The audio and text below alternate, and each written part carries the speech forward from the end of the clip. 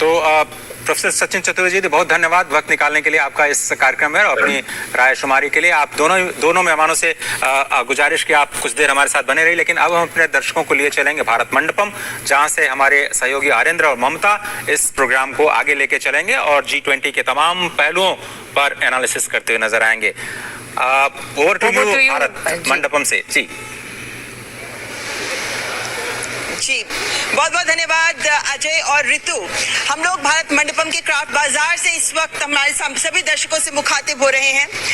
18वां G20 शिखर सम्मेलन का समापन हो गया है और ये शिखर सम्मेलन हम सबके लिए एक बहुत महत्वपूर्ण अनुभव के तौर पर भी रहा, क्योंकि जो भव्यता हमें इस आयोजन में, जो दक्षता, जो क्षमता भारत की इस आयोजन में नजर आई, वो हमने तो दर्शकों को दिखाई ही, क्योंकि दूरदर्शन ऑफिशियल पार्टनर के तौर पर सारी डिटेल्स, एक एक दृश्य दर्शकों तक हमारे माध्यम से पहुंचा, लेकिन साथ ही विश्व ने भी इसको सराहा।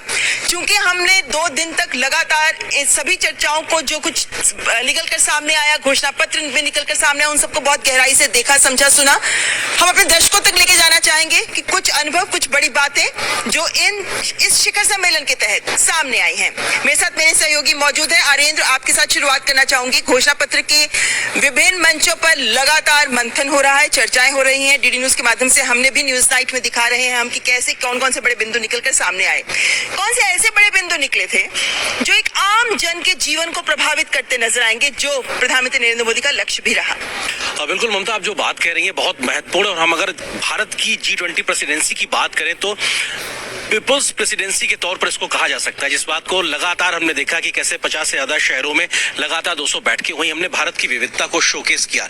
बात अगर पूरे इस समय के अलावा की जाए इन 2 दिनों की, तो 2 दिनों में क्या खास हुआ। पहले ही दिन अफ्रीकन यूनियन को स्थायी सदस्य के तौर पर मान्यता दी। भारत की प्रेसिडेंसी में इतिहास लिखा गया। यूनियन एक थी, देश 55 थे।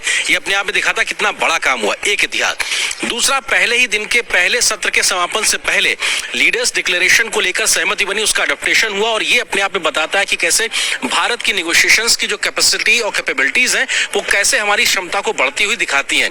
क्या कुछ महत्वपूर्ण था, निश्चित तौर से इंक्लूसिव ग्रोथ की बात की जाती है, ग्रीन ग्रोथ की बात की जाती है, सस्टेनेबल डेवलपमेंट गोल्स को समय से हम पूरा कर सकें, इसकी बात की जाती है। और इसके अलावा लगातार इस बात पे कहीं ना कहीं फोकस दिखाई पड़ रहा है कि मल्टीलेटरलिज्म पे कैसे आगे बढ़ा जाए। इस प्रकार के तमाम बिंदु हैं। इसके साथ साथ अगर देखा जाए G20 से इतर भी हमने देखा कि बायोफ्यूल पर ग्लोबल अलायंस भारत की पहल पे बनता नजर आया। और निश्चित तौर से ये दुनिया को एक बचाने के लिहाज से, प्रकृति को बचाने के लिहाज से बड़ा कदम था। हमने देखा कि कैसे इंडिया, मिडिल ईस्ट से लेकर यूरोपियन यूनियन तक इकोनॉमिक कॉरिडोर की पहल भारत के माध्यम से हुई है। तो निश्चित तौर से कंप्रिहेंसिव कनेक्टिविटी की बात की जाए, इंक्लूसिव ग्रोथ की बात की जाए, ग्रीन ग्रोथ की बात की जाए, टैक्सेशन जैसी समस्याओं पर कैसे मिलकर लड़ा जाए या वैश्विक चुनौतियों पर सहमति बने, ये बहुत बड़ी बात है। और इससे पहले कि आप कोई और सवाल किसी से पूछे, ये बहुत जरूरी है, यूक्रेन के मसले को लेकर भी लगातार डिफरेंसेस दुनिया में कितने समय से हैं ये हम सब जानते हैं। बावजूद उसके भारत ने अपनी प्रेसिडेंसी में सहमति बनाई। ये बहुत बड़ा कंसेंसस था और ये भारत की एक बड़ी जीत के तरीके से कहा जा सकता है। बिल्कुल, और जो शब्द लिखे गए वो ये भी शब्द कहे गए शेरपा के द्वारा कि विकासात्मक और भू राजनीतिक संदर्भ में सभी के द्वारा सहमति व्यक्त की गई। और ये शब्द दोनों बहुत महत्वपूर्ण है। लेकिन आइए अगले आयाम की ओर चलते हैं, क्योंकि जया, तुम लगातार कल्चर को कवर करते हो और इस बार G20 में हमने देखा कि हमारे देश की संस्कृति, हमारे देश का खान पान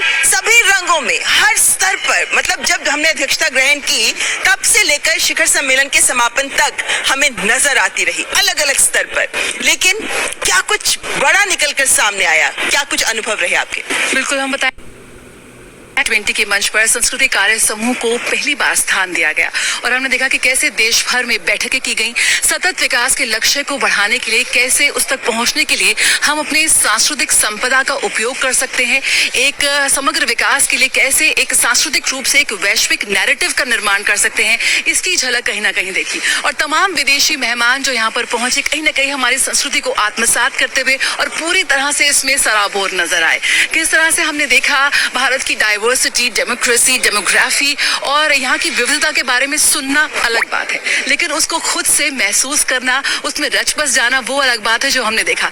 कई ऐसी तस्वीरें निकल कर आई जो भारतीय संस्कृति को वैश्विक मंच पर यहाँ पर पेश करती है। भारत मंडपम, जिस पर पूरे विश्व की निगाहें थी। किस तरह की नटराज की मूर्ति ने, अष्टधातु से बनी इस मूर्ति ने सभी का ध्यान खींचा। किस तरह से जब प्रधानमंत्री ने कल स्वागत किया तमाम डेलीगेट्स का, कोणार्क का वो सूर्य मंदिर की वो तस्वीर सभी की निगाहों में हमेशा के लिए रच बस गई। जब राष्ट्रपति ने रात्रि भोज के लिए आमंत्रित किया तमाम विदेशी मेहमानों को, वो विदेशी मेहमान ने भारतीय परिधान में वो यहाँ पर पहुंचे, किस तरह हमारी संस्कृति से जुड़े वो नजर आए, उसकी एक झलक देखी। भारतीय भोजन, जो हम 3 C's की बात करते हैं, कल्चर, क्राफ्ट, कुजीन, उसकी किस तरह से मजबूती से वो भारत की जो पहचान है उसे और मजबूती से वैश्विक मंच पर दिख रहा है, उसकी एक झलक देखी। इस वक्त हम यहाँ पर क्राफ्ट बाजार में खड़े हैं। ये वो आर्टिसंस हैं, ये वो कारीगर हैं जो भारतीय संस्कृति को, भारतीय कलाओं को न सिर्फ संरक्षित कर रहे हैं, उसे वैश्विक मंच पर एक अलग पहचान दे रहे हैं। उनका प्रोत्साहन करने के लिए आज प्रधानमंत्री यहाँ पर पहुंचे। कैसे प्रधानमंत्री ने भारतीय हस्तकला को, भारतीय उत्पादों को एक वैश्विक पहचान दी है, उन्हें एक वैश्विक मंच पर एक ब्रांड दिया है, उपहार के स्वरूप जहां भी जाते हैं वो भारतीय उत्पादों को देते हैं। और कहीं ना कहीं यहाँ पर जो तमाम विदेशी मेहमान आए, उन्होंने यहाँ पे खरीदारी की, यहाँ पर उन उत्पादों को ढंग से देखा, करीब से देखा। ये वो उत्पाद हैं जो भारतीय कारीगरों की मेहनत को, उनके खून पसीने की, जो उन्हें पूरा जीवन समर्पित कर दिया इस कला को संरक्षित करने के लिए, उसको दर्शाते हैं।